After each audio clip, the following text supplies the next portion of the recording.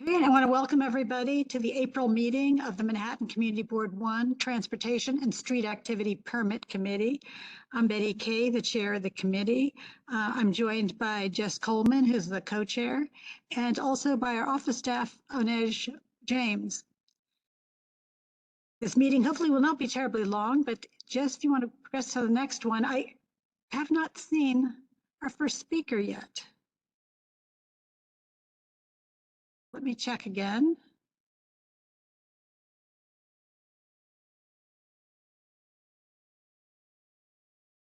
No, so in fact, if you want to move Rosa over, as well as Jackie Lazaro from the DOT, they can both be panelists. But unfortunately, our first speaker isn't here. If you'd like to get started, we can just move on to the second item. We'll just go out of order until Bettina's here. And if anyone notices her, let me know and we'll let her start whenever she arrives. Anyway, for the mobility plan, I want to thank you all for the input last time. What I tried to do, and I want to get some feedback from you, was put together some of the ideas very specifically for people applying for street activity permits, much as Bettina will be doing today, as much as by New York City did last month. If you go to the next one. Yeah, I looked at this particular item, and this is for a race coming up. And if you look at, they had all kinds of, this is on their webpage, and they're going to do actually on April 29th, so coming up, April 30th, I'm sorry, coming up. But if you look at what they have for information for mobility, it's really pretty sparse. Best way to get there. We strongly encourage public transportation, but no help as to which stops or anything else. Street parking in immediate vicinity is tight, so you're better off to look for parking. They give that advice, but it's pretty limited. This is the kind of thing that I'd like to see more information from these various street activity groups giving on their websites. It'd be pretty low cost to do that. So this is kind of what we're looking at, the problem to address. Next. So I took the various comments made, and a lot of them were for larger venues. So they've covered lots of things for planning, where street permit activity requests are for a one-off event. So obviously they're not going to ask for a DOT sign or anything else because that's not, it's for one day. So I want you to take a look at some of the things that I put together and see what's missing, what could be redone. And for instance, how would they encourage and provide information about nearby mass transportation options, including subway, bus, city bike, ferries, New York Waterway, New York City Ferry, Staten Island Ferry, the PATH train, New Jersey Transit, etc. I think we're gonna have to prod a lot of them to really look at how wide a crowd they're drawing from and how to give them the information they need. They don't need to take up much space to do that. Second question, locations that we want information from each applicant on. Locations where passengers can best be dropped off or picked up. And is any signage needed? This would be more a long-term thing for us to think about. Do we have enough places in our district? Or are we just creating traffic jams? Third, parking information for cars, bikes, as well as secure bike and stand-up scooter parking. Because where are we going to put these things when people arrive by them? Online links to transit search functions, such as the MTA has where you can search lines, but also citymapper.com. Google does it as well, where they can do trip planning across different modes of transportation. So these are pretty simple links that groups could use. And the route for the walk or the run, along with the opening and closing times for the proposed street activity. So we always ask them, they might as well be prepared in advance. Any comments? I'll open it to anything people have to say.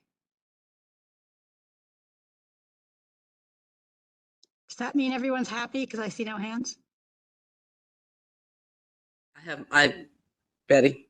Yes. I don't know if this is important or not, but often at Battery Park City, whenever there's a race, run, walk, people who live in the area have a lot hard time crossing the street.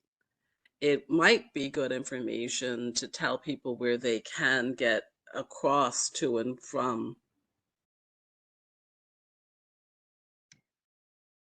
I don't know that that is the people asking us for an activity permit to take responsibility for. We can go to the group giving the permit or planning the route. It's, yeah, I guess it's the people planning the route, then that would need to provide that information because sometimes it's so hard to get across the street. Think about it. I live in Battery Park City, so I'm used to the same thing with on the various promenades. And in fact, this one that was example is coming up soon in Battery Park City. There are two of them coming up within the next couple of weeks. So yes, no, that's an issue, but I'm not sure it's fair to put that on the applicant for the street activity permit. I don't see why you wouldn't put that in the development of the route course with everything else. Whether or not it's within their purview, it needs to be asked by them to be able to have a discussion when they come.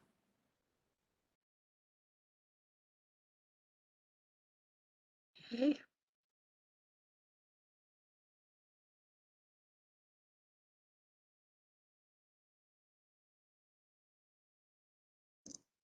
Tammy, do you have anything else to say? Because then Eric, you can go after Tammy's done. I'll pipe in after Eric. I'm good. Sure, then Eric, if you'd like to speak. Yes, this is indirectly related, but when they submit these permit requests, do they identify public restrooms that they're going to provide? No, that is a whole nother issue. In fact, there's very little, if anything, that is submitted unless they have come to us in the past and we have put stipulations in the past. Otherwise, when we get a request, I can put forward questions to them. I would prefer something more organized, which is what I'm trying to do now. But certainly that can be included. Do you have any particular wording to suggest? The availability and location of I'm trying to think of what you call them, but portable toilets. Because if they will have large crowds, they need to provide that. Because that will affect people's choice of where they go. Yeah, no, the easiest, since I'm on a public toilet working group, actually the easiest thing is to ask them for suggested restroom facilities. Free public. Because again, it depends where they're ending and starting. The ones that are starting and ending in Battery Park City, of course, have Brookfield Place immediately there. It'll be a little harder for some of the others who are starting in a different location. But again, once it's started, it's something that's repeatable year after year. So I think it's a good point to bring up. Thank you. Carrie Parker, glad to see you. Would you like to speak? Thank you. Yes, I'm glad to be able to make it. And I understand Bettina is here now, so Yes. I do believe that if under SAPO's rules, if you have more than a certain number of attendees, you do need to provide either directions to or offerings of comfort stations or public restrooms. So when we have our outdoor events, we put in, I believe there were 4 last year because we had, less than 200, but we did more than was asked, but I believe we were required to have at least 2. But Well, actually, you make a great point. I will look into SAPO's requirements in general, because I think that's another thing we need to look at more broadly, just because I've never been presented with those. Yeah, when you go through the e-apply process, and I'm happy to maybe share that when I get back when I get back in town. But there are a series of questions that you need to answer as a permit requester. And one of those is related to restroom facilities. So, but I'm happy to share that when I return. Great. I'll look at it in advance too, because there's no reason why that documentation can't be shared by SAPO with us. And maybe it is, and it's never directed to me. So I need to kind of look at the whole process. Thanks for that heads up. And Tammy and Mimi, I'll let you, whoever would like to go for next. You know, I always like going last. Let's let members of the board. It's always good to hear from a diversity of people. So let's go through the board members and the public, and then I'll catch up. Sure, then Mimi, who then put her hand down. So I guess, Oh, I thought I unmuted myself. Sorry about that. So to Eric's point about the locations of the restrooms, I remember seeing for a race like a diagram that showed the speaker placement. Is that correct? Does anybody remember that? We had a discussion about speaker placement for some sort of I think it was a race. It's the 5 borough. I Yeah. was gonna say, I've seen all these things in the past, but they're kind of one-offs, and usually they're in response. They have been requested in the past, so I don't know how much is in response to that and how much is their own initiative. I'm looking for a plan of something we systematically ask and learn about. Do you think that we would want to ask about the speakers generally? And then, I mean, would it be appropriate to ask for all of the placement of like items in the public space? Like for the marathon, like figuring out where the watering stations would be, or any other such thing. Thank you very much for also hitting it in context of, rather than being part of the mobility plan, asking in generally for things that are in the public space, which would pick up things such as where the restrooms are, where any water. Might also include the medical tent. Yeah, like the sign-in station too, or like where bag drop is, that's all very race specific, but I'm sure that relates to other events as well.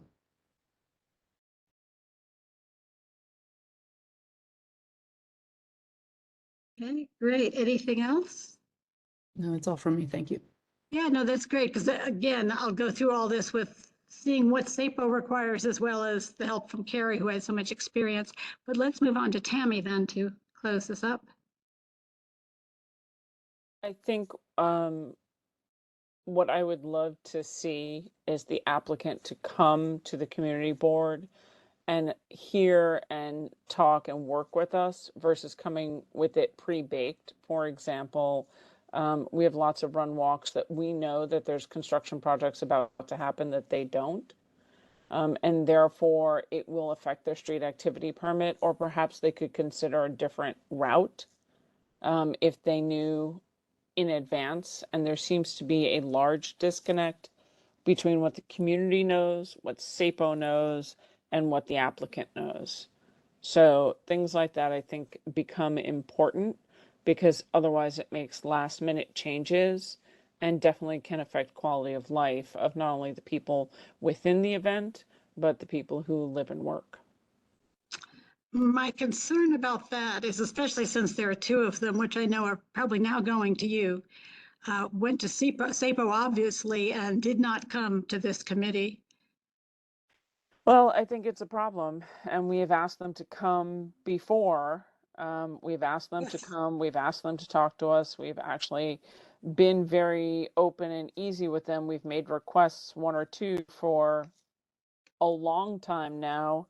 Their route may need to be forcibly changed because of construction, but the impacts on the community due to the construction projects by running the race over the same space as it was in the past 10 years is a bit on the untenable side. So Yeah, and that's what I'm saying. My point is, I don't think we're always going to have the luxury of knowing in advance.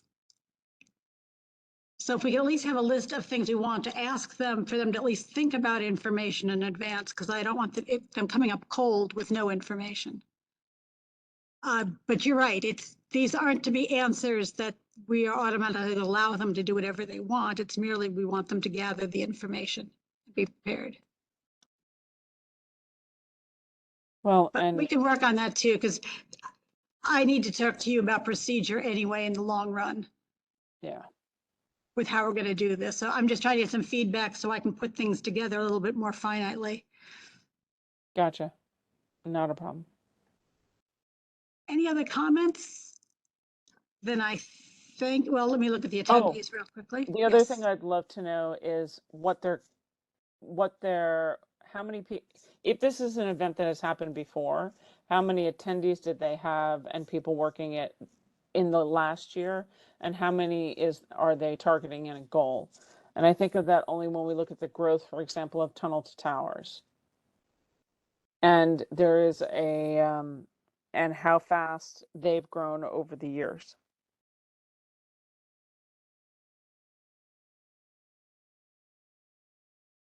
Okay, so we can ask for that growth history.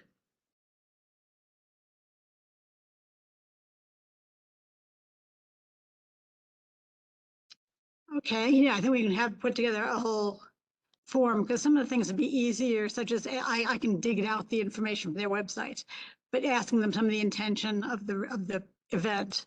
Usually it's a fundraiser, but they can be more specific about who it's for and some of those details.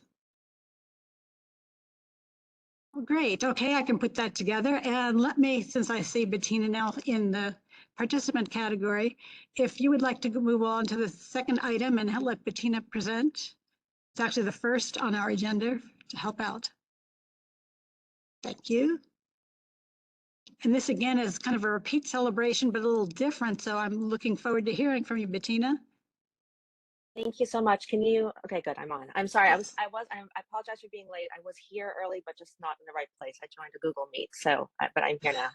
So thank you, good evening. It's nice to meet all of you and thank you for having us. My name is Bettina Teodoro. I'm a new member of the Friends of Duane Park, but last year I was a volunteer helping with the park's 225th birthday celebration that took place on September 18.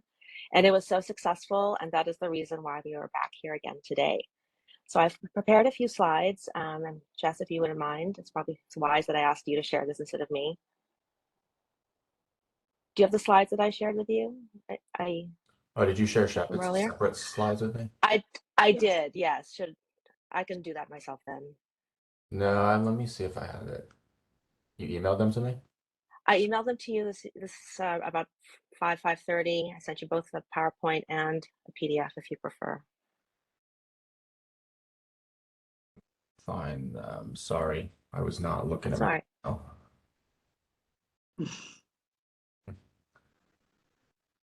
That's fine. For those looking at this was some of the things I was already advised about via Carrie about the activity plan. Well, the first slide I can just jump in is just a brief introduction to Duane Park, the Friends of Duane Please. Park, for those who don't know.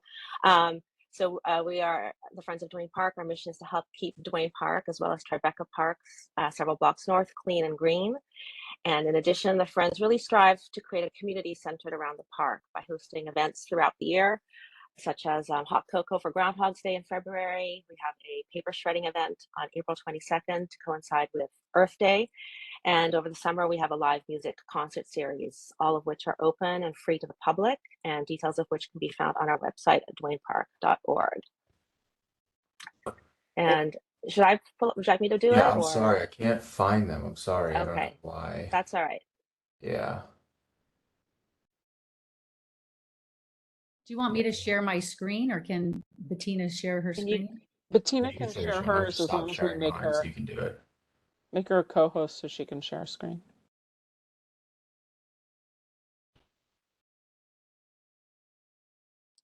Okay.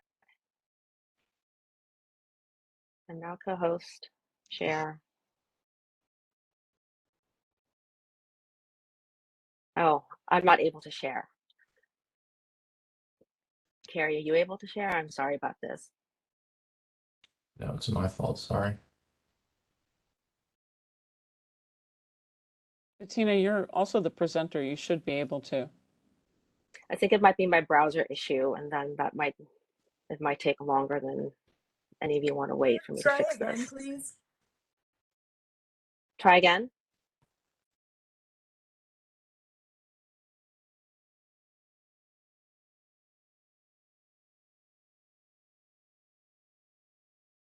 Carrie is sharing her screen. Okay, let's go back to that then. Apologies, everybody. You know, Carrie, can you get a full screen?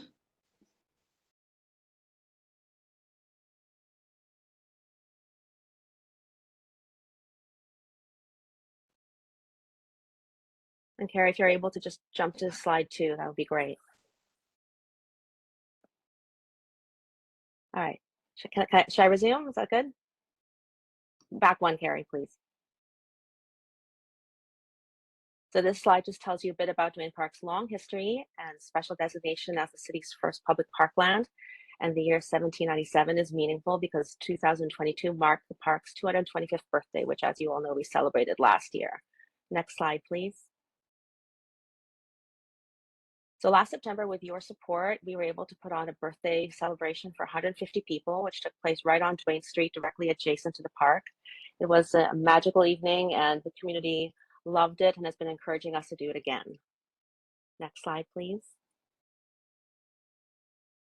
So this year, if we are permitted to do so, we will be shifting focus to the next 225 years of Duane Park. This means continued maintenance and community engagement, and continued fundraising to support regular activities, as well as the special longer-term project of restoring the park to its original footprint by reinstating the western tip and the southern sidewalk. And you may recall that CP1 passed a resolution in favor of this project back in July 2021. Next slide. And here's our plan for this year. So on Sunday, September 10, we are planning on hosting an afternoon for the community, followed by a ticketed standing reception and seated dinner. Unlike last year, we are very pleased and grateful to work with local businesses, including Duane Park Patisserie, Laughing Man, and Tribeca Wine Merchants, all of whom surround the park. And our restaurant partner is still TBD, but last year we had Marc Forgione, who is much beloved in the neighborhood, and we were hoping for someone equally special and exciting this year. And there on the right, you'll see a picture of last year's dinner. Next slide, please. Back 1, Carrie. Thank you. And we are also grateful for the continued support of our lead sponsors from last year, Amy Bonamy of Compass and American Express, both of whom are committed to the event again this year. And these sponsors are important to us, not just for their generosity, but also for their deep roots in the community. Amy is a longtime resident and a real estate agent who does a lot of her work in the neighborhood. And American Express, beginning around the 1890s, had several buildings in the neighborhood. Next slide, please. So here are the program features of our event this year. And what is new this year is the second item, the restoration project feedback.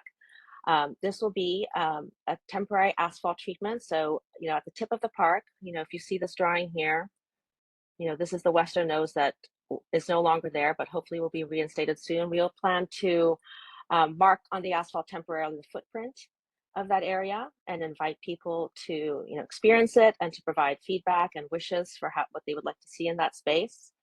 Along with that, we will have live music within the park throughout the afternoon, complimentary refreshments and nibbles. And then in the later part of the afternoon, we will pivot to the ticketed event, which is the standing reception and the large dinner for 175 people. Next slide, please. These are the details of our SAPO application, which we filed on the 3rd of March. We are asking this year for a street closure from 6 a.m. to 11 p.m. on September 10th. The image on the right is generated automatically from SAPO, so you only see the north side of Duane as being closed, but we are asking also to close the South Fork as well. All sidewalks will remain open. We will have limited tenting structures. One is for the kitchen and back of house operations, and then a smaller tent for check-in. Some amplified sound, really just to enable some remarks and some background music, and a small generator. We have very good relationships with the neighbors on the block. We have asked them and notified them about this event for this year and asked specifically if they have any objections or concerns, and we have not received any. So your support last year was instrumental to us receiving our SAPO permit, and we are grateful for that. And we're asking again for this year for a resolution in support of our current application. Next slide, please.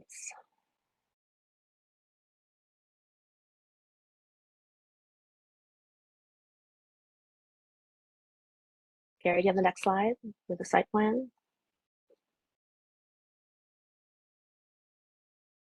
Back one. So this is our site plan. It is based on last year. Very little will be changing, because it worked very well. The main differences are that this year, because of the public engagement area at the tip of the park. We are moving the music to within the park. The cocktail tables for the reception get pushed a little further west. And the Amex tent, which was used exclusively for check-in last year, will also be used as a hub for the engagement area. So people can come, give their feedback and speak to the team members who are representing this project. Next slide, Carrie, please. This is our permitting timeline and our pricing and ticketing timeline. Proceeds to support Friends of Duane Park. And last year we were pleased to sell our tickets, very quickly within a few weeks. So we are hopeful that will be the case again this year, that everyone will be able to avail of the early bird pricing. And that is it. This concludes our presentation. So thank you for listening. And if you have any questions or comments, Carrie and I will be happy to answer them. And that's sorry for all the technical issues. Oh, no problem. Is your hand up or down? It's up. Do you still have Please speak. Do you still have the schools that are further down on Duane Street, and have you checked in with them to ensure that they know the dates and that it would not affect for the full day's closure their ability to get students in and out? Well, this is a Sunday event, so it shouldn't really affect any of the schools. Carrie, is that something we did last year? Talk to any of them? And I know she's. Oh, but in any event, it's a Sunday, so we don't anticipate any concerns, but we can certainly look into that. And did you check in? Well, I don't suspect there'll be a ton of 9/11 street closures on the day prior, but did you check about any kind of, do you know if there are any other street closures in association with events that are going on just south of you at World Trade? We discussed that, but I don't think we are aware, but we will check on that. Great. And then my last question is reinstating the north and western tips of the park, right? That's what the fundraiser is for. Well, the fundraiser is really is for many things, but this is the expansion of the park is a long-term project that we it's been in the works and planning for a while. But it's the reinstatement of the western tip and the southern sidewalk. The northern end has the sidewalk already, so the southern end does the not. southern sidewalk, right? But the city bike stations, is that the one you mean? There's a city bike dock there, yes. Okay, and so that's it. You're not talking about any impact or change to the dock, sorry. That I cannot answer. Maybe Carrie can, since she's on this call. And do you have any kind of plans or anything on the western expansion that have been filed with the city, or long-term plans, or any input that's been done with the community on that? Carrie, are you able to answer these questions? Sorry, Bettina. That's okay. And that's my last one. I'm new to this board. So I don't have that history. But I know it's been, thought about and worked on for a while. And but Carrie must not be. Yeah, Carrie, because you're muted. Yeah, Carrie, you're on mute.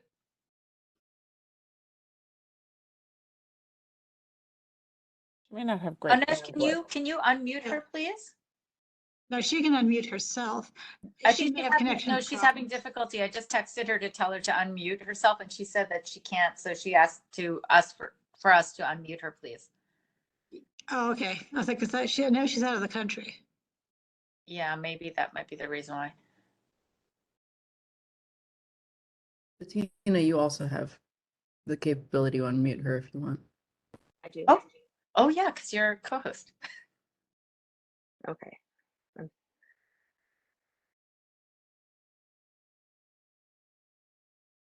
Does that work? Okay, all right. I got it. I had to stop sharing my screen. I'm so sorry. Okay, so Tammy's questions. It's a school. It's not a school day, so we shouldn't have any issues with schools. Happy to talk to Washington Market, but it's not near their block, and it doesn't affect their entrance or exit from the school. And on the, yes, so the community board has passed a resolution in support of our restoration resiliency project. We have a follow-up meeting with Anthony Perez when I return on April 14th to enlist the Parks Department's formal agency approval.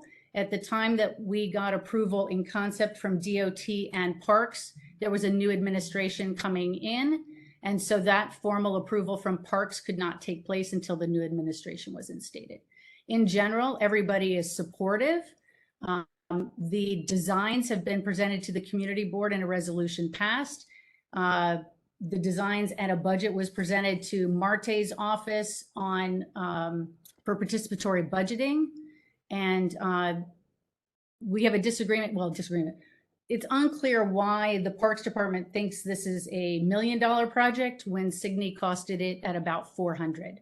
So we're trying to figure out how much extra mobility the Parks Department thinks is required for this project. But that's what we're working on. So this is not a project that is, well underway at the agencies. So we're still in that process. The original footprint, yes, is a sidewalk where the city bikes currently are located. The western nose is also part of that footprint. So long-term, 5 years from now, 4 years from now, when it actually gets built, city bikes would have to be relocated in order to restore the historic footprint. So, but we have a very good dialogue now going. So, and we have very good relations on the block. So that's why we're doing public engagement, so that when we have to relocate the city bike station, folks on the block can weigh in and say, we'd put it here or there or nowhere, or whatever their sentiment is. But anyway, but that's a digression to a parks and waterfront design, a different element.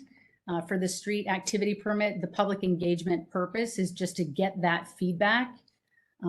We know that we want to have a historic restoration.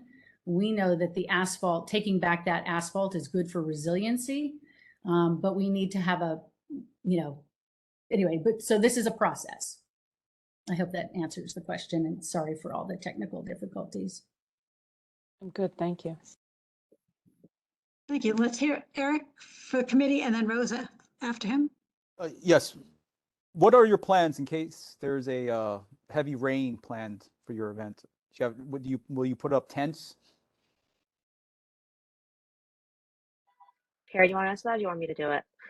You can run this one. You know. So last year we were very lucky that 60 Hudson offered us some space in their building. So we, we're working on that as a plan B, just in case.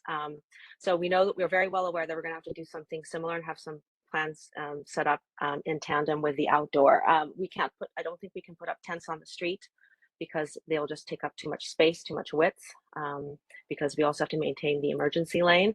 So it is our intention that we'll have a strong indoor venue that we will have, if we have to, we pivot to a few days before the event. Thank you. The tents are cost prohibitive for a small organization like ours. It's $90,000 to tent the event. Not happening. That's a fourth of the cost of a restoration altogether. So Colliers has been a very good partner. They were a sponsor last year, and a reliable partner, but we don't have that commitment secured yet. So. Thank you. Great. Rosa? You're muted. Thank you. Hi, Bettina. Hi, how are you? Hi, Rosa. How are you? Nice to see you. Wonderful to see you, and awesome that you are doing this, because you are the event planner with an enormous amount of history and Thank you, in Rosa. the neighborhood, and enormous success. And I have always been so impressed with everything that you have done. So I know that this is in awesome hands, and I think that everybody should go. So that's number one.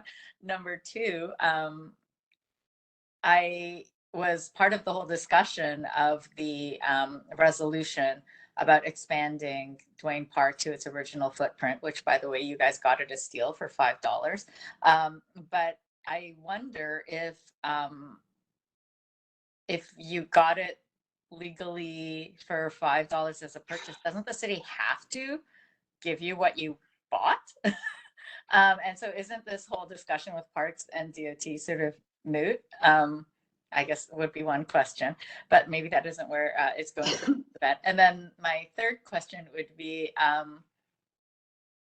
are you also able to do the event on the sort of the southern Duane Fort to earn some more money for your nonprofit?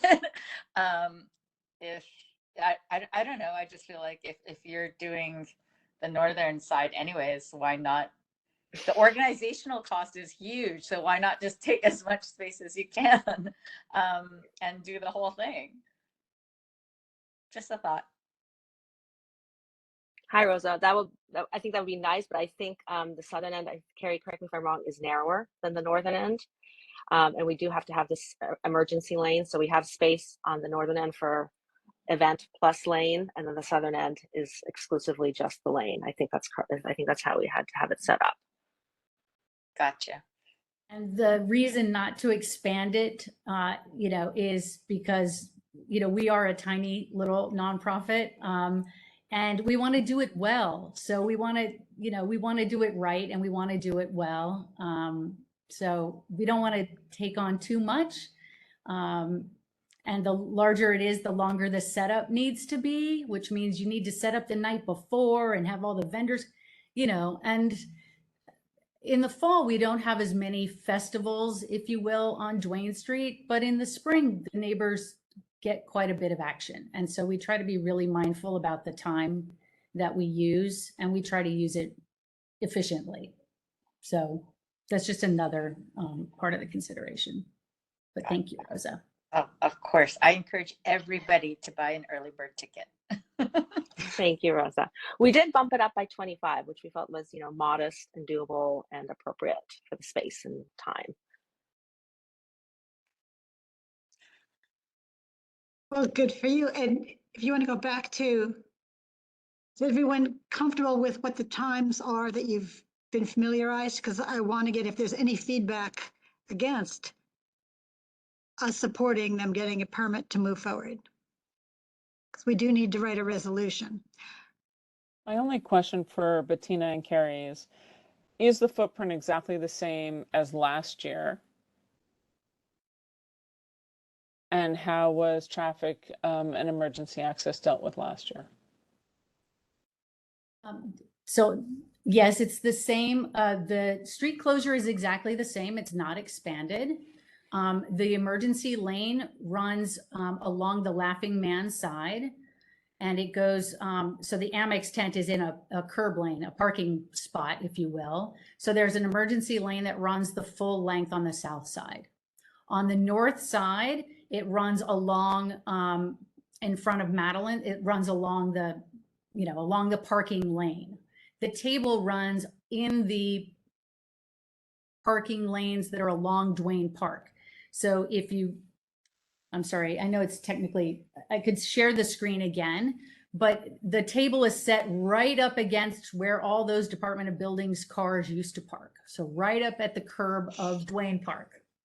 So we have the 15 feet. And if you recall the picture of the seated dinner, you saw that there was the 15-foot emergency lane there.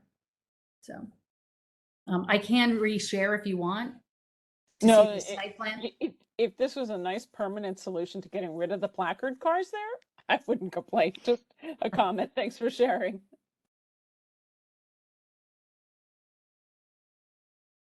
Do you have any way, how do you notify the people that on Staples Street that it's going to be blockaded? Well, so we have an email for every building on Duane and Staple. There's the buildings that are on Staple, 55 Hudson and 171 Duane. Those are the only two, and Scalini Fideli, which is at 165 Duane. Those condo boards or co-op boards have been notified, and they're all supportive of the event and had no objection. The only objections, in fairness, was that there were some people within the buildings where the condo board didn't share the announcements and then they didn't get tickets. And so those folks were a little upset. So this year we have a plan to put a fence banner up earlier to let people know that tickets go on sale June 1st. And also we'll have, as a neighbor suggested, we're going to put a flyer under each door so that people can put it in their lobbies.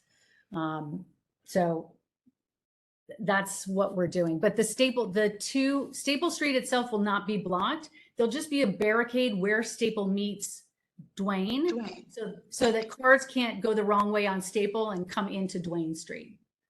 Right. The only two service entrances on Duane between Jay and Duane are 55 Hudson and 171 Duane, and they are both aware and supportive of the event. Great. Well, it sounds like you have a good problem when your biggest complaint is people didn't know in time to buy their tickets, but I wish all our complaints were like that. Congratulations. Thanks. Any other comments? Or because if you want to go to the next one, I think it's actually the wording. Before I do that, I just want to say, Yes, the please. slides, did the slides say 11 p.m. on September 10th? Yes, it did. Yes, it should be Yes. 11 p.m. Okay, we'll just make that change. Thank you. We're likely to be done by 10, but we applied through 11 because we have 25 more people, a few more people, so we don't know how that's going to affect the vendor. Fine. I have to make sure I go back and change the resolution itself, the draft itself. So really, and Detta, if you'd like to speak before we. Well, you had asked if we're comfortable with the hours of the street closure. I am 6 a.m. to 11 p.m. Right, that's what I heard. So, and to me, it sounds like it's popular enough that this needs to be more than just annual. Quarterly or semi-annual fundraiser. But anyway, that's I'm just answering your earlier question. Yeah, no, that's why they're back again. But again, they're kind of laughing because they know the work coming to them. But, yeah, the revenues are good, but we do appreciate the work they put into this as volunteers. So what we're asking for then is that we want to give approval to the State Activity Permit Office that we approve the Friend of Duane Park Street Activity Permit application to close Duane Street between Hudson and Greenwich Street, to close traffic from Staple Street from entering Duane Street for a one-day celebration on September the 10th, 2023, which is a Sunday. Any comments, or can we move to vote? Do I get a second? Second. Great. Are there, and I'll make this an affirmative assumed vote. So unless you're voting otherwise, you won't need to vote. We'll assume a yes. Anybody opposed to this? Okay, and again, give your name and if you're in opposition or not. Same thing with if you have a recusal. I Is guess there I'm anyone- recusing because I have a conflict. So Thank you. That's pretty obvious, but I would have missed that, so thank you. And what about abstentions? With no abstentions, this easily passes, and congratulations. Thank you very much. thank you, everyone. Appreciate it. And thanks to all the Friends of Duane Yes. Park and the participants for showing up tonight. I appreciate you. Yes, we appreciate all your work. If you want to go on to, because I told you it's going to be a quick meeting. The third thing is actually about open street process and the proposed rule change. And if you go to the next one, because this is just for a discussion and awareness of knowing what it is. The Open Streets Program, this is put forward by the DOT. You can see the agency. The comment period, it's open until April the 26th. The hearing, and as typical, the comment date is ends the same as the hearing date. So for those who want to make a statement in public, you can do that. If you want to just submit something in writing, you can do that up anytime until the hearing date and through that date. So You'll get the contacts for that later. But anyway, the New York City DOT is proposing amendments to the traffic rules relating to the Open Streets program. This proposed rule would allow the DOT to develop criteria for eligible open street partners and corridors, as well as to establish guidelines for how the program will be managed. There's a long, detailed explanation for those interested in learning more. If you go to the next one, you'll see specifically some of the text that they're changing. For the definition of open streets, the community organization, for the purposes, the community organization or open street partner, they're redefining them. Community organization or open street partner is any formal or informal group of people or businesses with ties to the community who collaborate to manage or participate in the operations of an open street, including but not limited to schools, business improvement districts, civic associations, block associations, and merchant groups. And Jackie, you can chime in at any time, but this to me seems more like they're formalizing what's kind of morphed into anyway. I did notice that community boards are not considered a community organization. Just saying. I think they would probably allow that. This is not their example because they're probably not expecting it, but since it's any formal or informal group of people or businesses, that doesn't exclude. Unless Jackie, you have something to say otherwise. I think you nailed that right on the head, Betty. Oh, thanks, Jackie. Then don't feel excluded. Tammy, you can have any open street you want to ask for. Next, because open streets then has some kind of subdivisions to it. There's the limited local access. And if you remember, the ones that were announced last month were from the full closure, but there still is a limited local access option. And that means there's signage and traffic calming measures to discourage the use, really, it's to discourage through traffic is what it looks like more than doing anything else. Because vehicles can park on the open street, although the parking regulations apply. The vehicles collecting or dropping off passengers can go into the open street. Vehicles making deliveries, Access-a-Ride, public utility vehicles, city government service vehicles. Really what they do is the drivers are encouraged to drive 5 miles per hour or slower when traversing the open street. So they're looking more for local traffic, and calming that local traffic is more the purpose of this. Anything to add, Jackie? No, I think this is, like you had mentioned, this is kind of formalizing the rules that we currently have in place. Yes, and you'll see what we've been proposing, which has been proposed to us recently, are the full closure option, which is the second thing on this slide. The full closure means the temporary, I don't know whose mic's on, but means temporary closure of the open street to motor vehicle traffic, including motor vehicles intending to park on the street, subject to administrative code, and it's to allow a range of car-free activities. Again, different groups can partner. So whether it's businesses, community organizations, or schools can sponsor activities they want on the roadbed itself. An emergency lane must be kept clear at all times for emergency vehicles. And Mitch, as you can see, I know you're objecting to some of the closed streets because of parking, but the reality is there isn't much we can do about people who illegally enter from the NYPD or with a placard from an NYPD, other than going on to 311 and complaining and giving the actual number. And if you go through the open street, at least it shouldn't go to the NYPD, it should go to the DOT.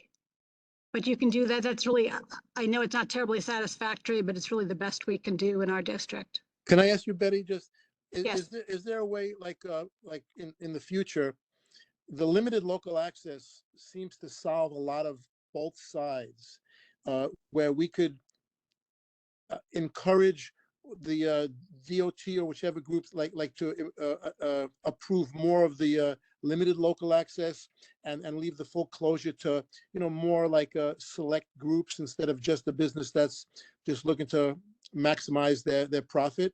Again, the reason why I brought up the placards is not is just to show that it's not a safety issue. You know, it's because a car parking there is not a safety issue on some streets where there's only activity on one side. So is there any way in the future to maybe try to encourage more of the limited local access, and then save the full closures for maybe the cases where it's really necessary?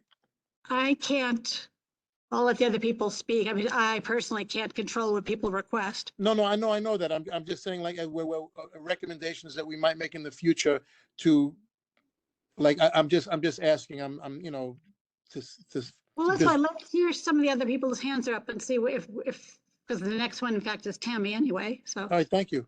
sure. So what's the term length of limited local access or full closure? Is that intended to be a day, a week, a month? What is the? If you remember the applications we looked at last month, you know, it varied quite a bit. Some of them for the full calendar year. Some of them were for a period of months of time.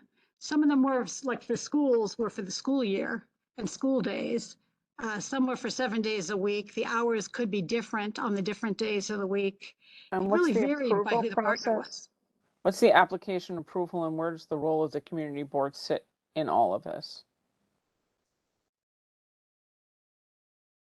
Jackie, do you happen to know that? Yep, and I can speak on that a little bit more. So for this year, pull up the dates. If an open street wanted to launch on or before June 30th, they had to submit their application for January 31st. And then for an open street that wanted to launch on or after July 1st, they have up until April 14th to apply. And then on this, and then just per the open street legislation, prior to the designation of an open street, so there's a notification policy for returning open streets that are 9 blocks or less. There is a 15-day notification period to the board. For new open street applications from schools that are typically only a single block, this also falls under the 15-day notification. But I believe now this has just become encompassed in the standard 45-day notification period. So new Jackie, open street applications. Yep. Does that, I apologize, does that mean that they have to notify?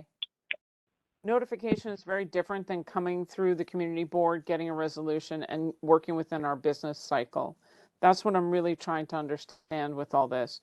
If it's like an SLA, which provides a 30-day notification, they have requirements of hanging signs for the public to know, to be able to get public engagement on this. I'm not seeing any of that dialogue in this conversation. So I'll just use an example. A school decides it's going to do a full closure for a day, but the neighbors don't know. How does that work? That's why I'm asking. Oh, I see. Okay. So that is a little bit different. Let me just pull up that one. I Is know there there was such a- language on it. For there both such the a- limited local access and the full closure, is there any, beyond notification to the community board, is there any inclusion in the business of the community board process that allows the public to come and opine? Or is this solely a DOT decision? So I'm not too sure about the DOT, or I'm sorry, the CB, that process, but it would include the CB prior to notification. So I would have to get clarification on that. That's critical. Yeah, please if I- come back to us. However, I do want to remind you that this is open until April the 26th, so I don't know how much they consider that. Certainly, the community board knows, as well as do all individuals, and I'm going to tell you at the end, any individual can also make a comment.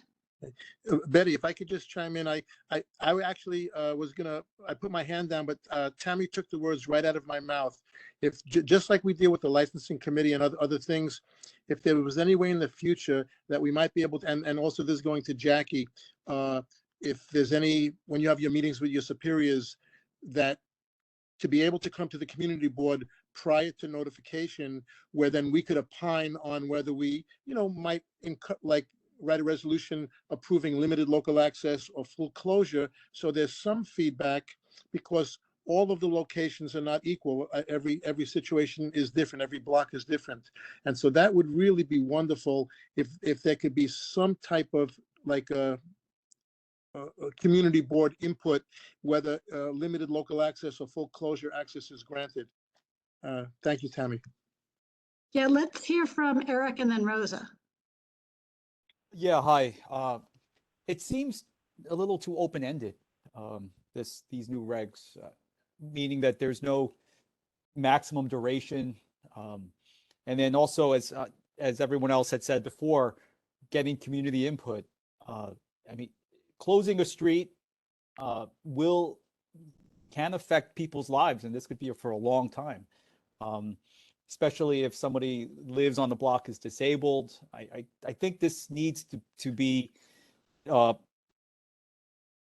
given earlier notification, as well as time for official community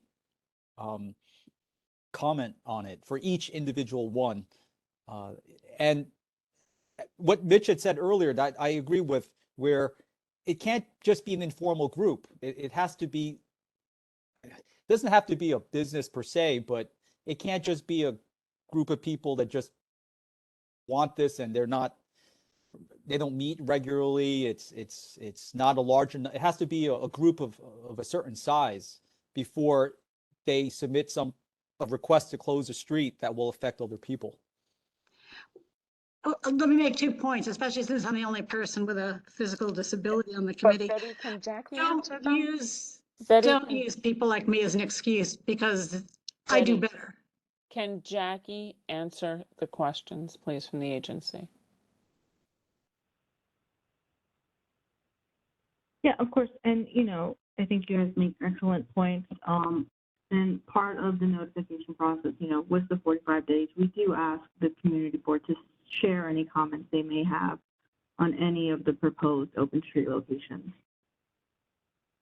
But Jackie, the decision's already been made to grant full closure or limited local access. And I think excuse me for interrupting, Tammy, but I think that what some of us are asking is to come before the decision is made, whether it's granted limited local access or full closure. It denies, what Mitch is trying to say is it denies the community board their role as a public advocacy role, no matter whether you like the positions or not, if there is not even the opportunity to provide advisory opinion. Much like we do with the SLA, we have a role to play in the discussions and potentially how that works. And there have been opportunities where limited local access was during specific times. It was not all day, 24 hours, and those kinds of dialogues and conversation, much like a SAPO permit. So I'm a little confused, Jackie, if you can explain,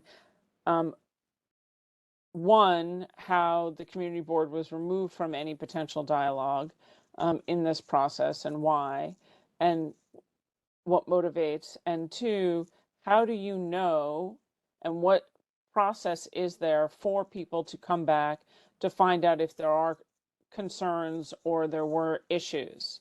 So for example, for the SLA, obviously they look at police reports, NYPD, there's 311 complaints that can be made. What kind of feedback loop are you providing for the public to be able to provide feedback on this situation, or is there none? Yep, and I think I'll answer the second question first. So, one thing that we do look at is the, arts cases or, any cases that came in through the DOT website, or if, we receive emails from members of the community or, members of the community board that raised any concerns. There was one open street that we actually limited their hours because the local precinct had asked us to reduce their hours because, I think they were going up until 11 p.m. and asked that we reduce it to 10. And, it's for the public, if they want to send in feedback, I think the best way to do that would be to contact the Manhattan Borough Commissioner's Office, either via phone, email, or through the DOT website. There's not a way though. You're not. That's a lovely idea but I don't know if people know how to do that. So what I'm asking for is that there should be some kind of signage required from the organization who is posting it that has been developed, much like if you want to put it like film permits, that has the email, phone number, 311, however it's supposed to be reported, with a copy to the community board. Or to ask that 311 have a section that is available that the applicant has to then post the signage for. Because otherwise people don't know. They don't know who has closed it. They don't know how long it's going to be closed. There is not the information that people know necessarily. It sounds old-fashioned to perhaps post a sign, but if we do it for other things, why can't we do it for this? Yeah, no, understandable, and I can definitely take that back to the team. I will say, we do post the open streets that are active with their times on our website, and I'm always happy to direct the public and encourage them to go there. But again, I will take, I'm happy to take the comment back to the team. But Jackie, if Please wait till you're recognized. I'm sorry, Betty. Jackie, yes, I would love it to go back to the team. I'm not concerned about where you post it on a city site. I'm talking about the people walking down the street or trying to go through in a taxi or trying to, if a resident happens to live there and does not know their street is going to be closed. That those kinds of things need to have posted signage, even in the world of technology.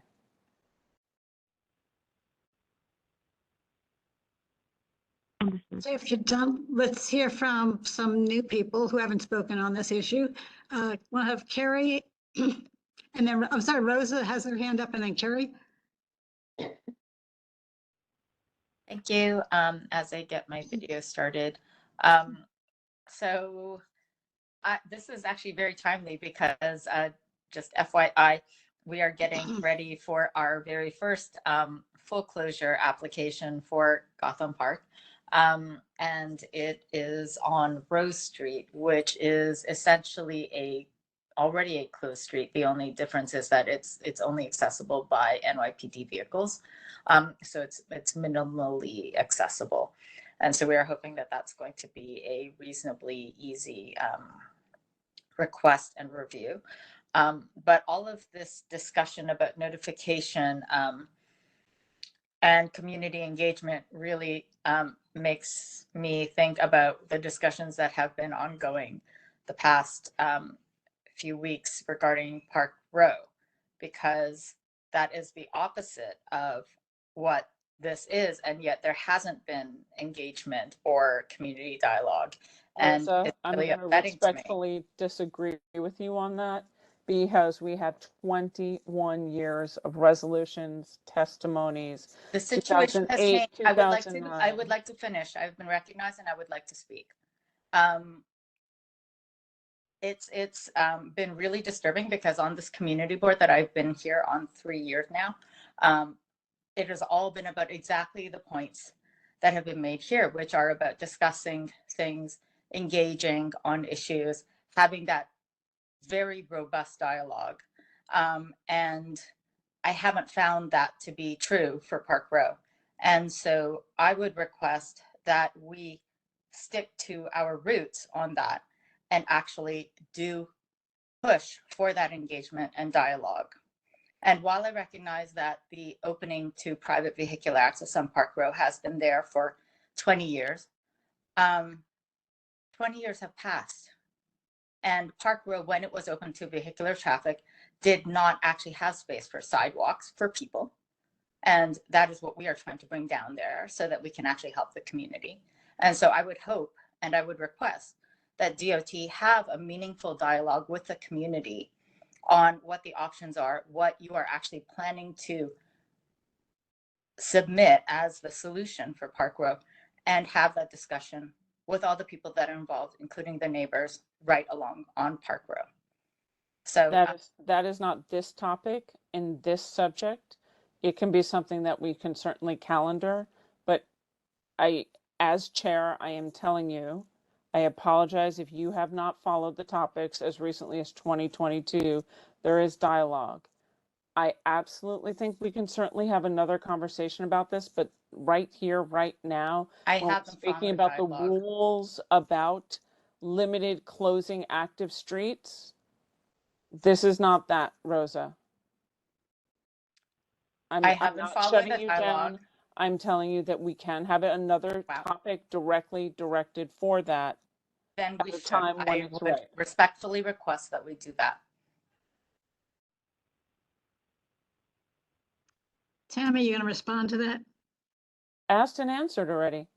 I already said that we would get it on an agenda. This is not the place and the meeting and the topic of it. It's already been answered.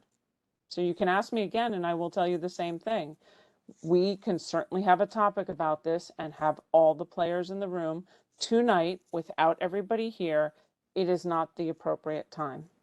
No, I think that's agreed upon. As it was just checking, Rosa, is that enough of a commitment? That's what you're asking for? You got your answer? Yes, maybe next month at the transportation meeting. We'll leave that to Tammy to work out for later, but actually that's a good example of somebody going through the process of getting a closed street. That sometimes the committee members don't really think about the other side of the coin.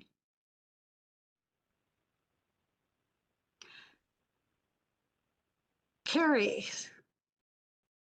Okay, on a completely different, so my suggestion is that, that just like when you get a SAPO permit, you get a permit and you have to have it with you the day of event, right? So anybody who gets an open street, whether it's limited local access, which could be a resolution that we just say as a community board, we have a strong preference for limited local access generally, as opposed to full closure, and just go on the record with DOT preferring that. But you could also do posting on when they barricade these limited local access or full closure streets, there's a barricade that they get and it has a little sign on it that says open streets. We could ask that the permit holder post their permit information and provide contact information for filing complaints, sort of like how is my driving on the back of a truck. So they could be responsible as the permit holder because they're responsible for putting up the barricades each day. It would not be difficult or onerous to have the permit posting and the how's my driving contact information on the barricade for residents. That would be my suggestion. What we'll do is get some of the feedback from the DOT about what is that of that is already required and then move on from that. Because again, as I already mentioned last month, 311 has an open streets division for complaints and comments to be made. And so people should certainly take advantage of that if they have comments to make. Eric, you've had your hand up, sorry. Yes, this is a follow-up to my previous comment. There needs to be a high threshold before closing or limiting access to a public right-of-way. Before I mentioned it disabled with a full closure, I wasn't referring to you, Betty. I have neighbors, they own their own vehicle, and it's lift equipped. So if there was a full closure in front of their residence, they'd be inconvenienced every day. And if somebody wants to use Access-a-Ride, they wouldn't be able to use it. So, and then also where it says use it under the full closure, it says to allow for a range of car-free activities that support local businesses. But closing a street can also have a negative effect on other businesses. So therefore, it must be a high threshold that must be proven before we close a street. And the public and even the community board needs to weigh in before these things happen, and not just notification. Great, although I think some of it has to certainly be ongoing. Rather than assuming everyone's going to be a not good open street, I would encourage, if you have one that troubles you, to talk to some of the other people and file some 311 complaints that would go to the DOT, because then you have something to say, let's roll this back or change, modify it, depending on what the concerns are of the citizens.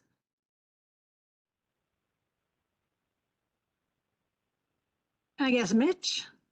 Okay, let me put my unmuting back on. So this is more like, so for Jackie, if you can bring back to your superiors, like I'm not really focused so much on, you know, whether the full closure or the limited local access, you know, like for an event like you know, a day or two, a weekend here where the, you know, the city does the, you know, the open streets for like a weekend in the summer.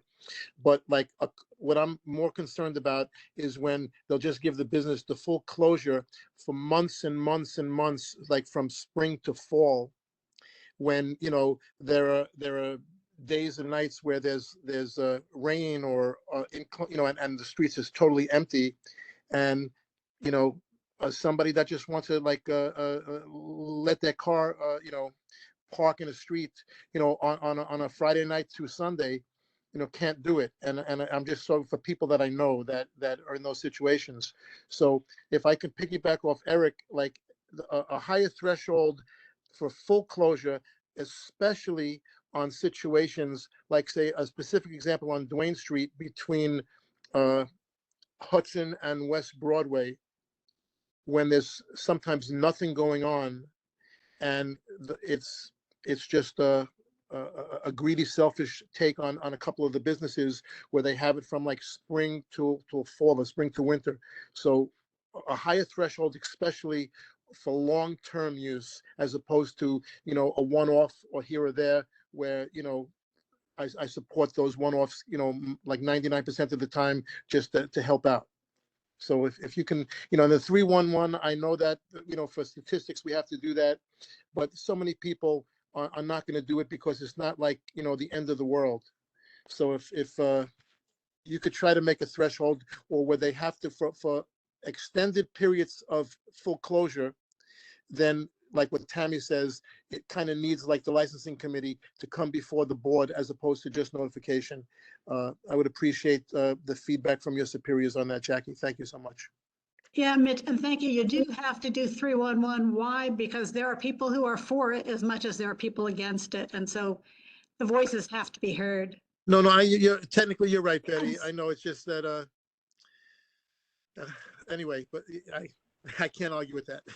Yeah, and Cody and then Tammy. I actually have a question, I guess for Jackie, is basically, I'm just curious, especially when it comes to full closure, how does DOT assess the popularity or the use? Do they actually, you know, survey, like for instance, in Brooklyn, Vanderbilt Avenue closes several streets. It's a BID, a Business Improvement District group that I think runs that particular open streets program, but there, you know, are children, families out in the street on the weekend. It's only on the weekends, but it's really popular. So I'm just curious, does DOT have some sort of methodology by which it assesses whether or not a particular open street is popular, for lack of a better term? Do you also mean how activated it is as well? Do you also mean how activated the roadbed is as well with activities? Yes, that's right. Well, that, and just in general, if ever they go and sort of check in on their open street, on various open streets in the city, to see how widely used they are, to just sort of assess, you know, their popularity, if that makes sense. Yeah, and that's a great question, Cody. And to be quite frank, I don't have the specifics on what, you know, metrics they use or how they measure it. I know in the past for certain open streets, like one you mentioned, Vanderbilt, or like the one on Avenue B in Community Board 3, you know, occasionally they'll have surveys out there or have survey links posted to get feedback from the community. But I can, you know, most definitely go and again bring it back to the team and get some clarification on, you know, how we're measuring throughout the different boards and the different open streets that we have.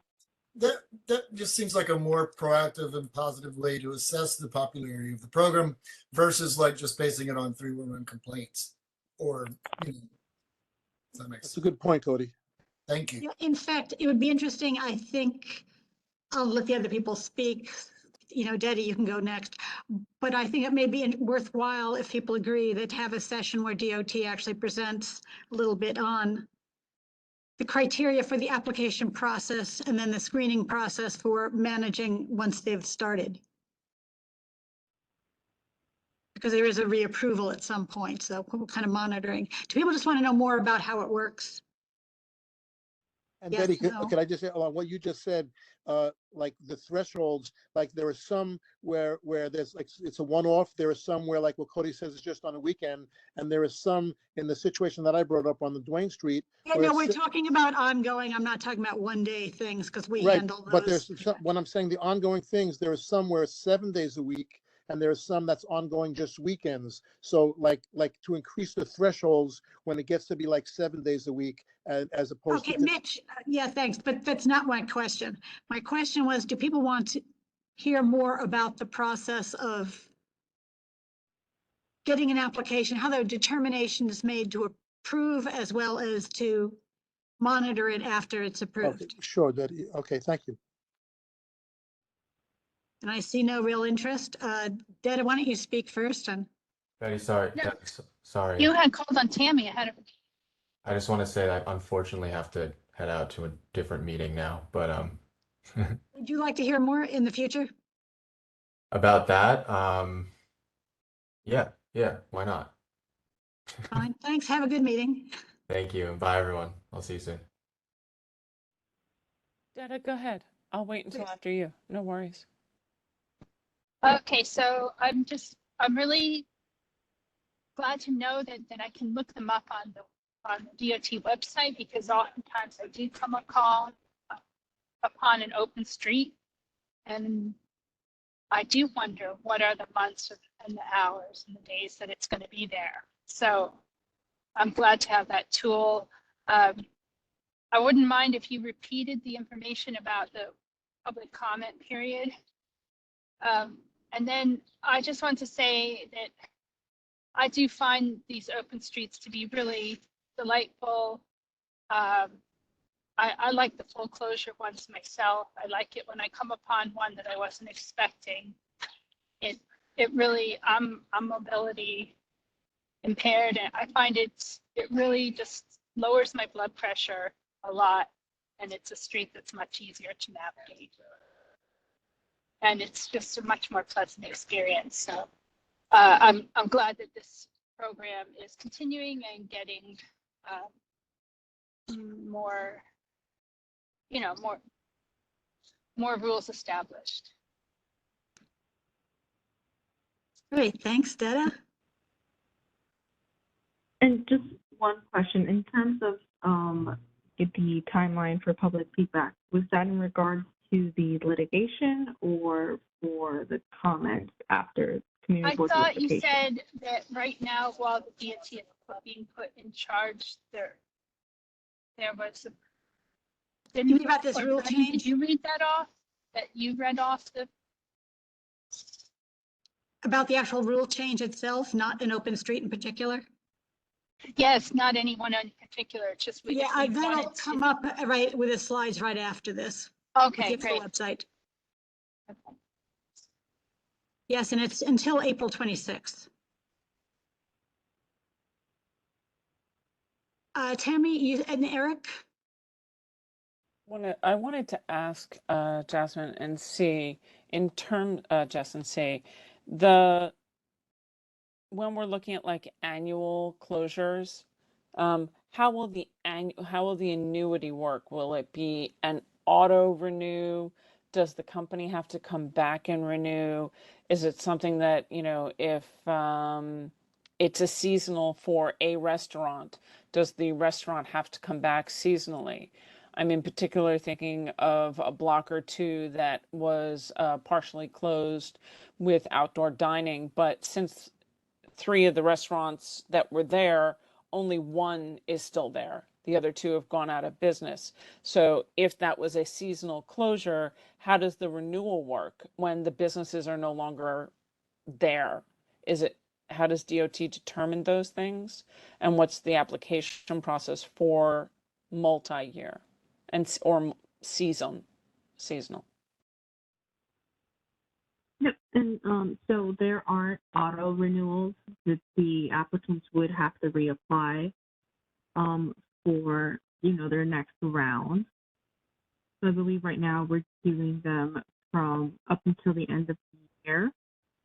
And then again, it just going back to the breakdown. Anyone who wanted to launch before June 30th had to apply in January, and anyone who wants to launch on or after July 1st has up until the 14th. And then those applications are active until, can be active, I should say, until the end of the year.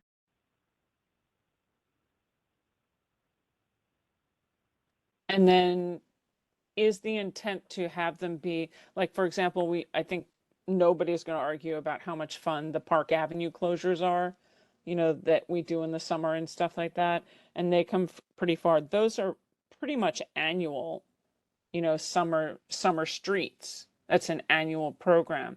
So is the goal with DOT to develop more annual street closures like that in more neighborhoods throughout the city? And if so, how does the renewal on those work? I'm just trying to understand the vision, the long-term vision.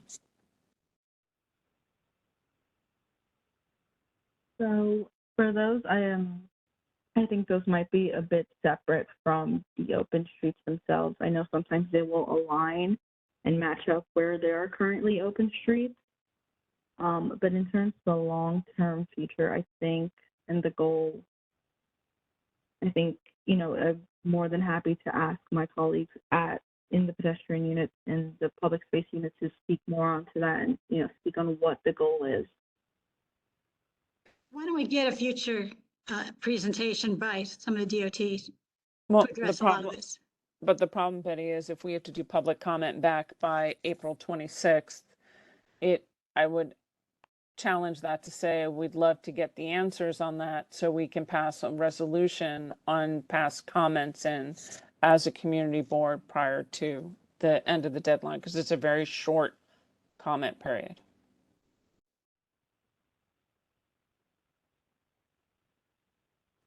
Unless you know that the comment period will be extended, perhaps. And I'm happy to take those questions back with to the team and see, the response and share that with the board. Great, then Eric.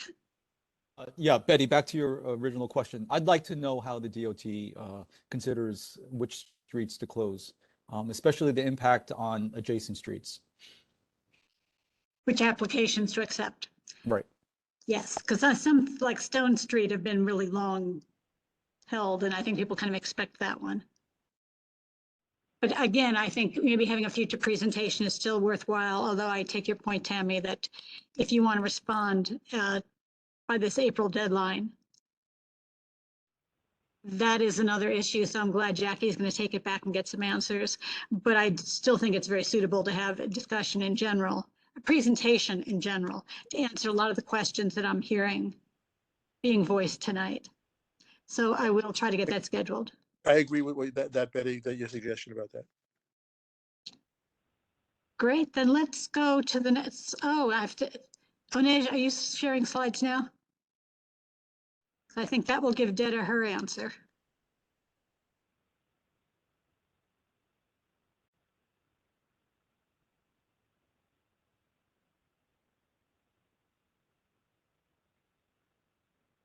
Yes, you have until April 26th, and go down.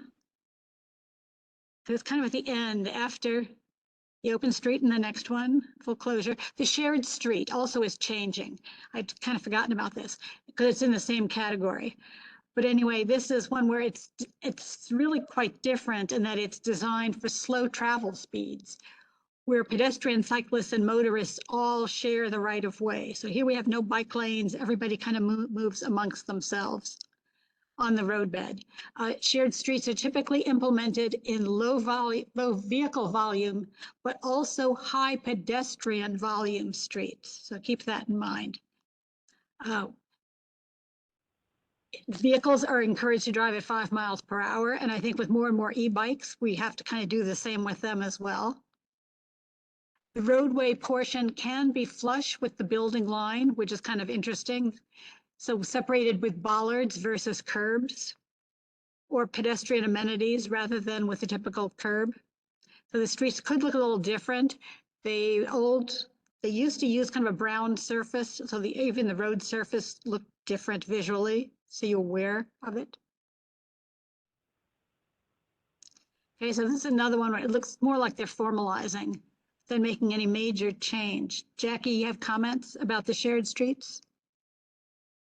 No, I would just point to the example that we have on University Place and East 13th Street. I think that's a good example of a shared street. Yeah, there's lots on the website and stuff you can see with pictures, and I know I've shown them in the past. But anyway, hope to have a future presentations. You can hear more.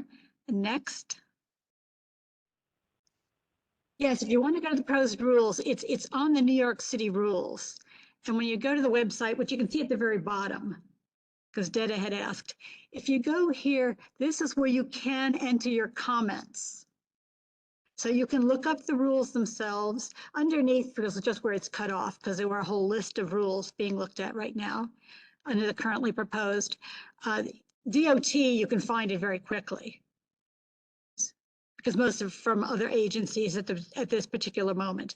There you can make individual comments on them. You can read what other people have entered, but this is where you can do it. So anyone who's interested in seeing proposed rules, seeing accepted rules, or making comments on proposed rules, it's all the same place. Use this website. Okay, Tammy? Can you elaborate? Because what I didn't see, if you go back one, you know, we're trying to advocate for shared streets in a couple different places in Lower Manhattan as it is. But you said something that I was unsure, and maybe we'd have to have the agency actually answer this. One, what is the major change in each of the subcategories? Because the changes are not represented, only what it's going to, so I don't know what it was necessarily. I think that's an education point that the public could use to understand. That's if you go on the website. And right, but we should have it here if we're talking about what the change is. Yeah, sorry, I forgot to, this is a long pages. Mm-hmm. And then the other question I had with this is, does that mean that you could not have a dedicated bike path on a shared street? Or a protected bike path on a shared street? I'm going to leave that to Jackie. Jackie, what do you think? I think I'm just looking at our street design manual very quickly. I think the point of it is that it's shared, so there's no designated space for pedestrians for cyclists. That's a very good question. I'm gonna have to get clarification on that. I'm not too sure. Thank you. Yes, actually, Jackie, what you said is what's been said in the past, including by Ed Pinkar. I mean, but those were the early days of shared streets. But it's really meant for people to be moving amongst themselves, whether you're driving a vehicle, you're driving a bicycle, or you're walking pedestrians. Right. I just in particular wonder whether having a delineated bike path, especially with the motorized that we have, even on a shared street, might be more protective for the pedestrians and the I can say and the that bicyclists. There is a shared street on Broadway where there is it's a shared street, but it also has a separate delineated bike path. So that design that you're asking about does exist. Yeah, I thought I've seen that one on Broadway. I think that's over by Flatiron, if I remember, Detta, right? It's just north of 17th Street, a couple blocks. Yeah. Yeah. It's right at 23rd. Yeah. So it's exactly. right. That's exactly, and so I guess, Jackie, what I'm trying to understand is whether or not this rule that you see in the shared street eliminates the opportunity to have the protected bike path or not. Okay, yeah, and I can definitely get clarification on that. Many thanks. Great, Cody, and then I'm sorry, Detta took the words out of my mouth. That was exactly what I was going to bring up. From 23rd down to 14th, down to Union Square, there is a dedicated bike lane, but it is a shared street, and it's kind of designed in this way that calms traffic. It's great. great, Onej, could you unmute Jan Lee in the attendee section?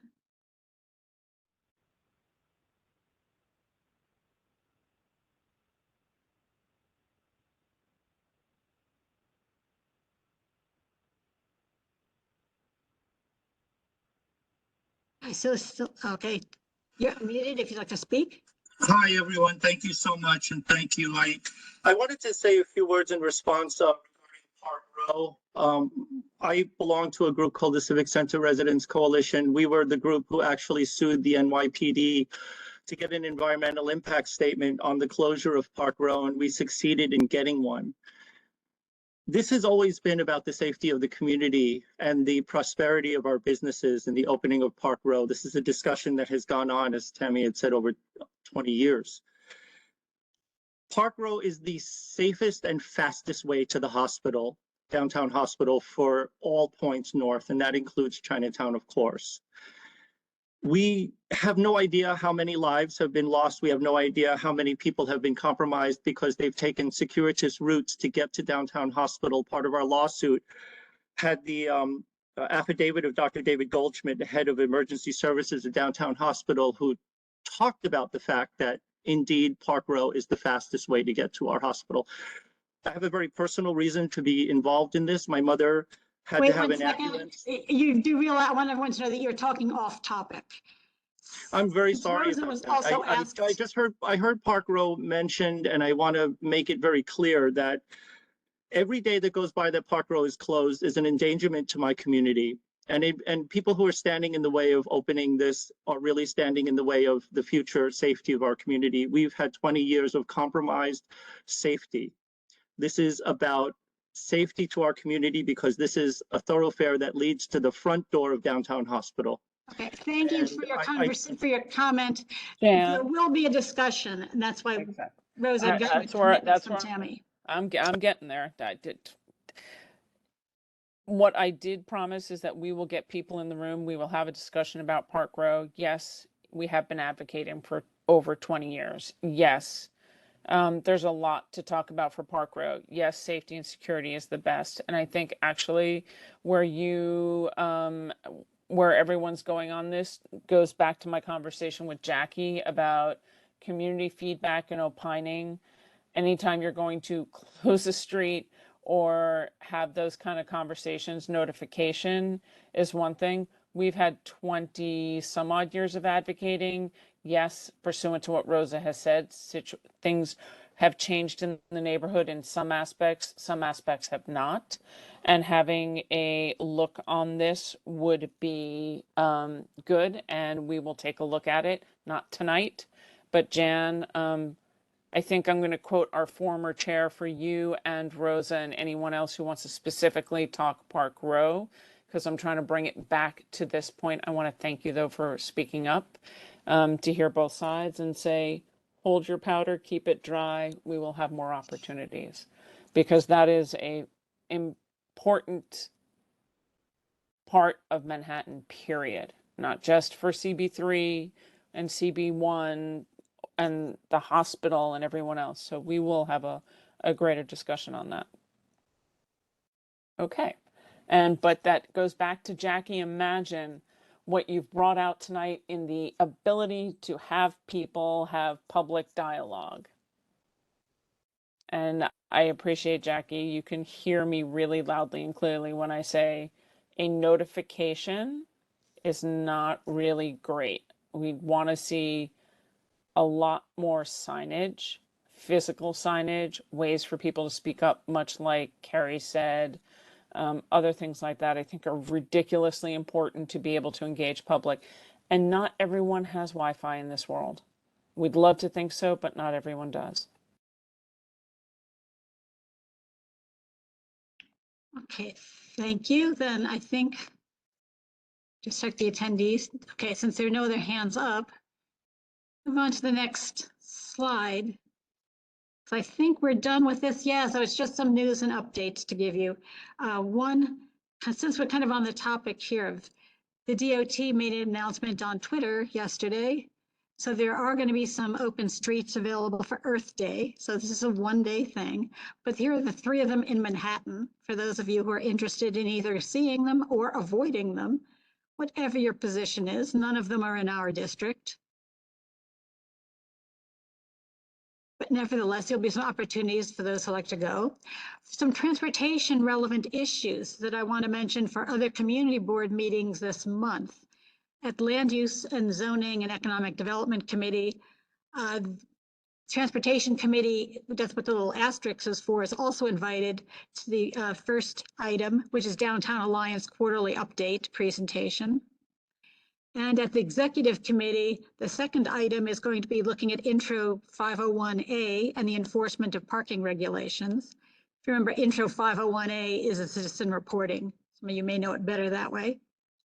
But so you may want to keep these 2 things in mind for your calendar this month. Next, these are just random transportation things. A loading zone regulation, this is one of the ones that the rule has actually changed, and the effective date is the 20th of this month. And this one actually is in response to it's consistent with a resolution passed by CB1. But this adopted rule is the traffic rules about loading only dedicated use signage. Signage would make clear to the public the purpose of a loading only zone is for expeditious pickup and drop off of goods and passengers from commercial vehicles, for hire vehicles, and personal vehicles. So there's really kind of a broadening here of what they are for, and much more defining. It doesn't mean parking. It doesn't mean long-term standing and waiting. It is expeditious unloading or loading. But broadens it also to include those drop-offs of individual people, whether it's through a for hire or whether it's using a personal vehicle, they will be also allowed. So hopefully we'll get to hear some changes once this goes into effect with April the 20th, because again, they are also going to ban city-owned vehicles and placards from being able to park in these zones. That was more what our resolution was about. So we may take a much broader look at some of the uses of the loading zones and see how they name them. Do they leave neighborhood loading zones, commercial loading zones, or do they kind of morph them into groups? Want to see how they're actually going to implement this loading zone regulation rules. So this will be coming up as soon as DOT will talk about it come May or June. Can we make some recommendations? We have so much experience with this, Betty. It's like that's like such a positive thing if it's done right. Yes, well, now the rules are written, that's why I'd like to get an early presentation. So Jackie, you can put this on your calendar. If they are willing to come and speak in May, that would be great. If they need until June, because they don't really have the rules down at all. Whatever. Stay in touch with Lucian and let me know. Flag for the team. Thanks. Next slide.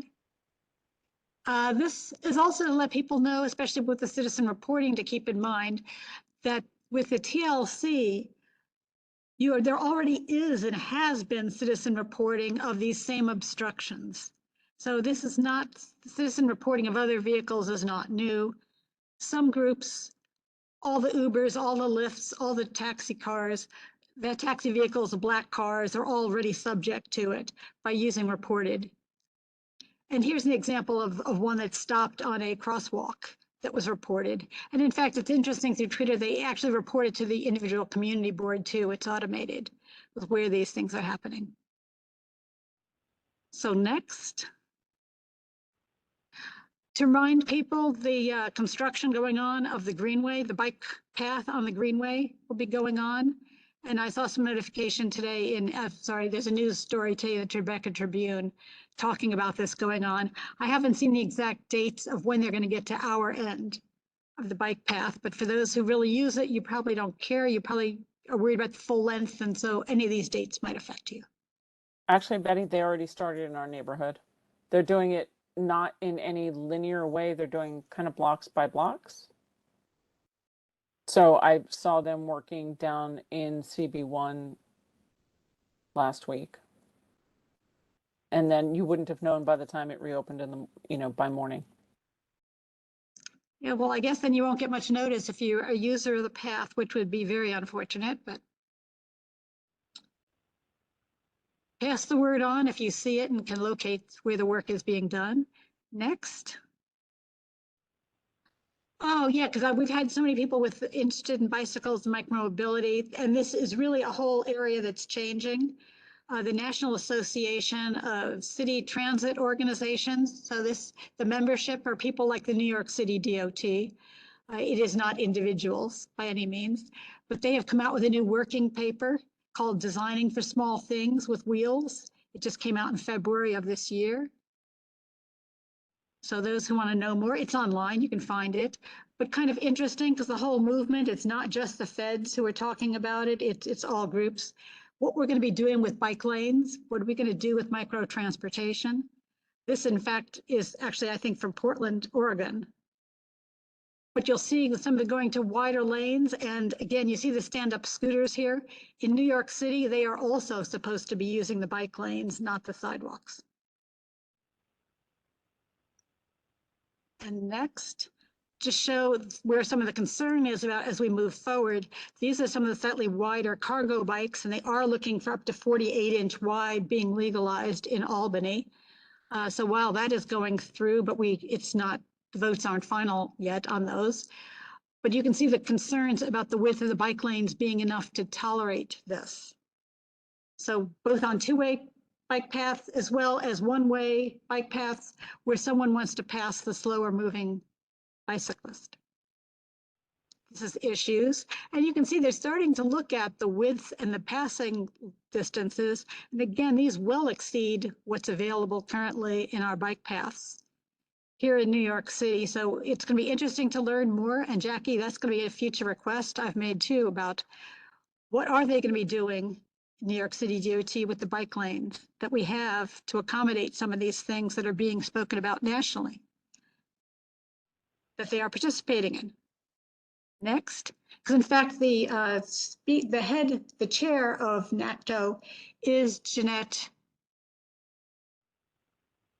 Consadec, who used to be the DOT commissioner here in New York City under Bloomberg. And so some of the numbers are coming out, and it's interesting how it's going to be dealt with, because it's, as you can see here, much wider than is currently available. Next. So let people know that it was also announced that the Port Authority is prioritizing investment in taking our PATH trains out all the way to Newark Airport. So it'll be interesting to get more information as that comes out with what the time frame eventually is going to be. But that would be very exciting news for our district. Next.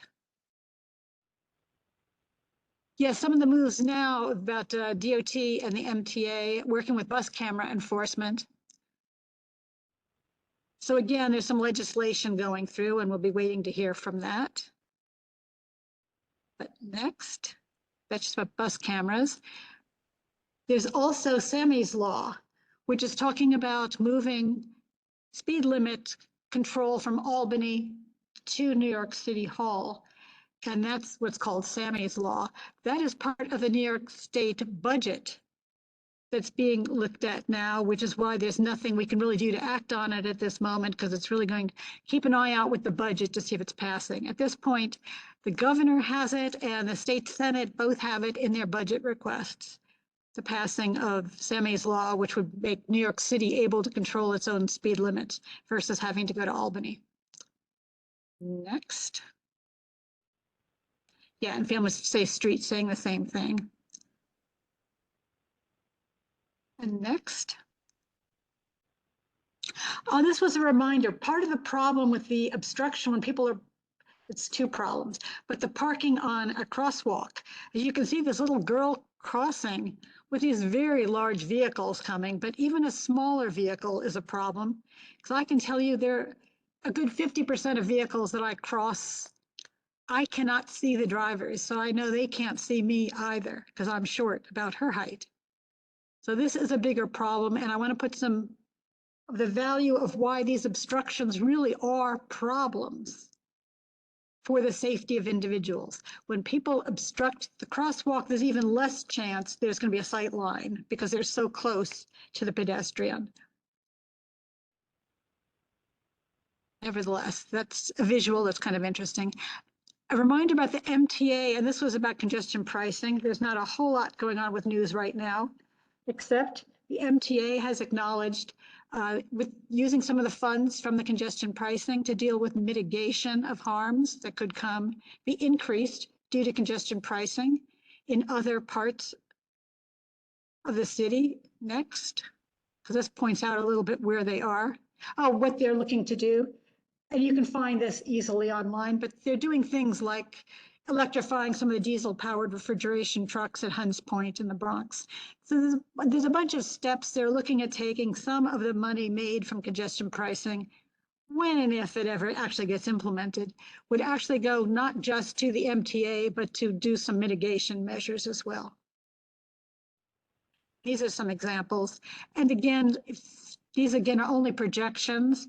So they're not real looking at past time, but they're projecting two of the boroughs, Brooklyn, and I'm sorry, the Bronx and Staten Island would be the two getting a worsening.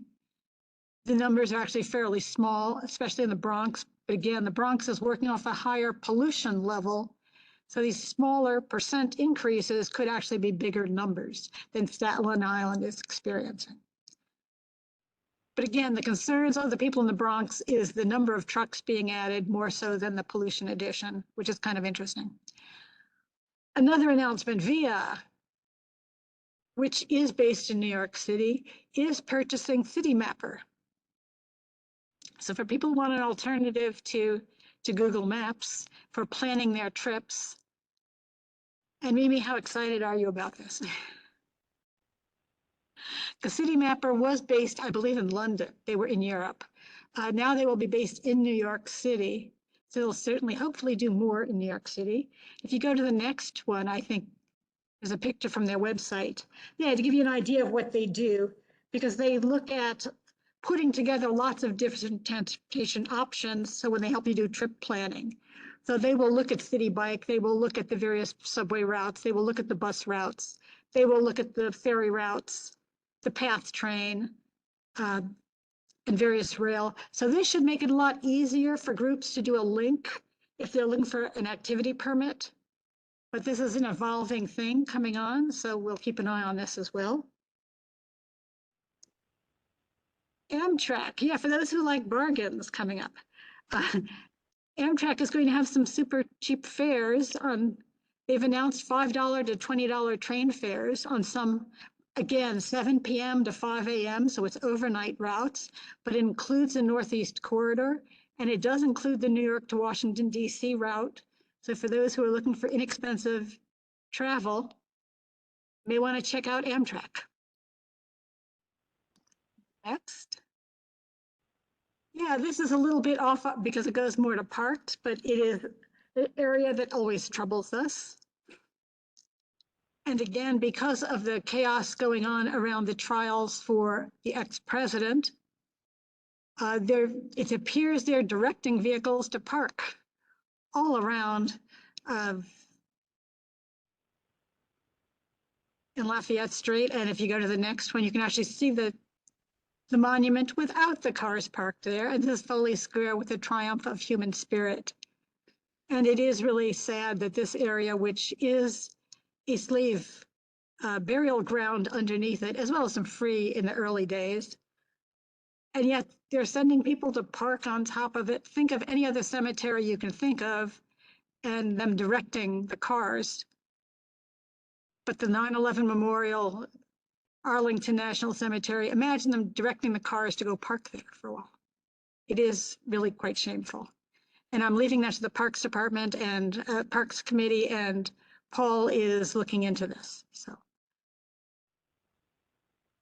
And I thought this was just kind of a little bit humorous, being from New York City, which is why I'm sure it was posted by someone from CB4, in fact, that runs check pads. But if you look at Paris and the complaints they're making about the trash due to the garbage strike that they're having, it doesn't look that different than the people in our district complain about every week. Sad. If there aren't any other comments. Oh, I'm seeing some hands flashing because everyone's moving around. I want Jackie to go first. Yes, Jackie, please. Jackie. Oh, I just wanted to introduce the new Lower Manhattan Borough Planner, Kate Schur. She just recently joined our office, and she will be covering boards 1 through 3. So I just wanted to introduce her. I will still be, around, happy to help, but I did want to introduce Kate to the committee. Hi, Kate. Hope this didn't put you off. And is your last name pronounced Scherer? Yes, Kate Schur. Would you like to introduce yourself a little bit? Oh, I'm sorry. I was muted. I was just introducing myself and realized you didn't hear me. So yes, my name is Kate Scherer, and as Jackie said, I'm the new Lower Manhattan Borough Planner. I'm looking forward to working with all of you. Great. Welcome aboard, Kate. Thank you. Be in touch. And in fact, Jackie, if you'd send an email to do an introduction, you can exchange my email with Kate, and that way she can also be in touch, as well as anyone else in the office you think she needs to be in touch with, because she isn't already in touch with. Definitely needs to have our district manager and the chair. So it'd be me, Betty, and Jess. And Onesh as well, because she's the one who runs this committee for the office. And shouldn't be speaking tonight, so I'll speak for her. Mimi and then Tammy. Hey, in relation to that Streets blog article about the African burial ground. Oh, parking on Foley Square. Yeah. There was also a related article to how the bike lane is finally, like today, was finally open in front of that space, and how it was like a good day for bikers, although a bad day for the memorial. But I think that, it obviously brings up a really good point about trying to keep obstructions off of that bike path, because it's one of the best ways north. And I don't really know what we can do about that. But I thought it made a really good point. Yeah, thank you. That's going to be a constant struggle, and I know the DOT is very aware of it.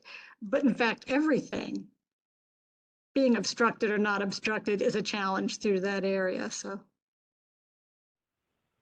we'll keep after it. And so I thank you. And I know Detta uses it as well. Any kind of updates that we can get from people who use it with problems, but I know that people tweet about it all the time when it's blocked. So. And Detta, you'd like to speak, and then Tammy?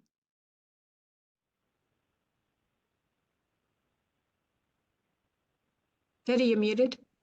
Oh, okay. I'm having trouble with my video.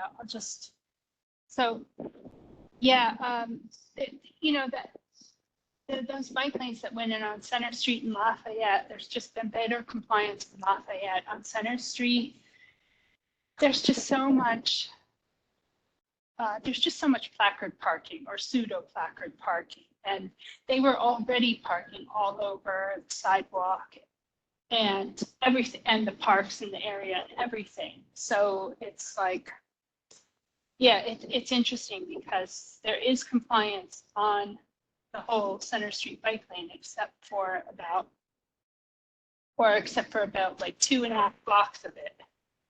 But maybe today that compliance started, which is nice.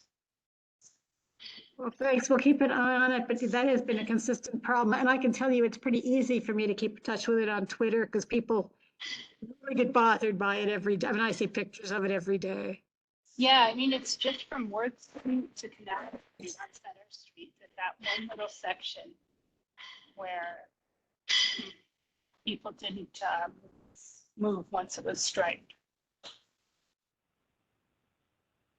Yes, and I'd be interested, Jackie, because I know there was the article too about the court officers were opposed to having bike lanes. Has that been cleared up, or is that still in limbo? I believe that is that coordination is still ongoing. Okay, so there's still some questions about that area anyway. So thanks, yeah, because we'd like to get updated on that as well. And Tammy, is your hand up? 'Cause it's kind of up with a slash through it, and I know sometimes mine does that.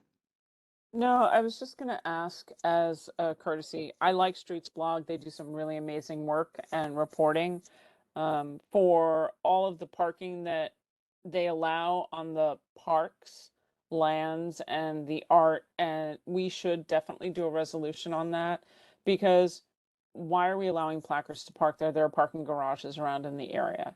Find a place for them to go. We don't need them parked on our sidewalks. We don't need them parked on the art. We absolutely could not think of anything more disrespectful than parking on top of the African burial grounds. I mean, it's just like ridiculous that the city does that. And I'm sure that if it was pointed out to them, by the way, you're parking on top of the African burial grounds, that would not last long. That would definitely not last long if it gets bigger out there, kind of a dialogue.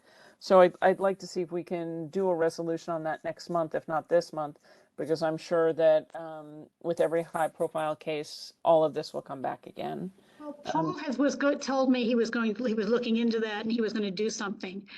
Because it appears, as it was reported, the Parks Department and the NYPD were the ones directing private vehicles of reporters to park there. Yeah. Which is why it made more sense for the Parks Committee. I don't mind if you guys partner with it, because either way, it's a transportation issue. That even if Parks and NYPD allowed it, I mean, that's transportation, it's quality of life, it's just waterfront parks and it's just everybody, and it's gross. So whichever way that you guys want to go about it, it's fine with me. But I'd also love to see other reporting that we use in this committee that's not solely dedicated by Streets Blog. They are a particular arm with an advocacy group, which you and I have talked about before. They do some wonderful work. I'm not saying that they don't, but I would like to see other reporting come in to balance out. They have an advocacy goal, which does not always meet the needs of every single person in the community necessarily, or represent all the voices. So a little bit more diversity in the reporting sources that we use, as reported out by the community board, would be highly appreciated.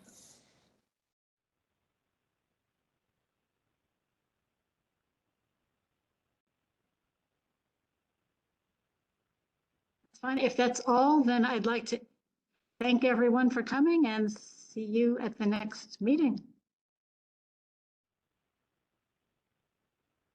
Great work tonight managing. Thank you, Betty. It was really wonderful. Thank you.